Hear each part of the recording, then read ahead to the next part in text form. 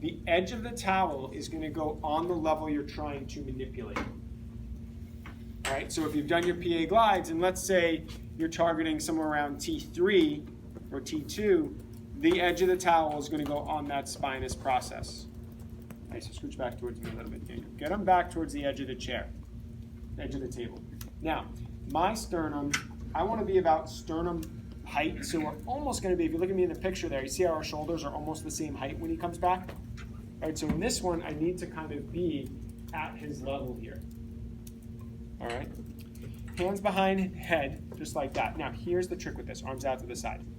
When you come in, you got to loop underneath here and get your hand on his, right, get right here.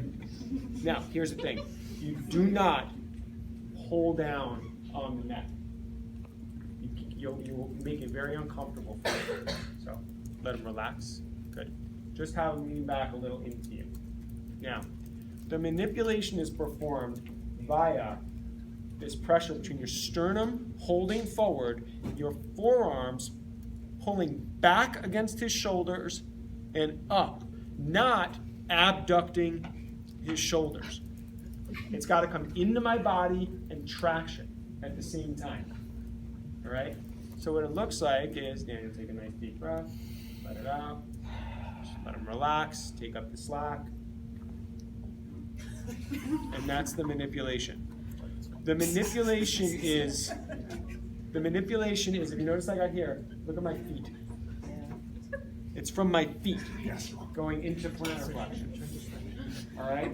It's not, unless you want to hurt yourself, that. All right? That one I'd like you to really know. The mid-thoracic one, honestly, I want you to understand it. I want you to just play around with it. Don't be surprised if on a practical I said I want to see you do one that's a little more specific than that. All right? But it's really no different. This just goes on the mid-thoracic level. Arms across the chest. Now, what did he do? He W'd him, right? Okay, right? And he's... There.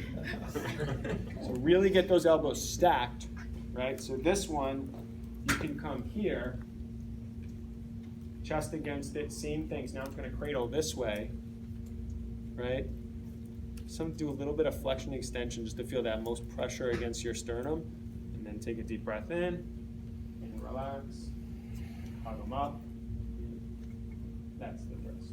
It's kind of in towards me with my arms, so I pull his body in and just lift up a little bit. He didn't cavitate on that. He's probably been manipulated 100 times already with his thoracic. Like everything did on the other ones. So here's the thing, from a time perspective, just because I'm looking at the time, I just kind of shoved those in there together. All right, I want you to practice the first one I showed you, and then you can start playing with the second one on your own, and we'll clarify it on Tuesday, because it's not that different. Now, I will show you one caveat. If they come behind their head here, right, and so there are certain guys, especially with bigger shoulders, that you can't get your own hands locked here. What you might see some people do, keep your hands locked, is come here on the forearms, grab there, to do the manipulation.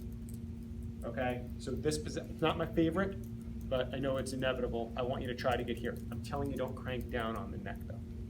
All right, so let's break up, let's practice. You can practice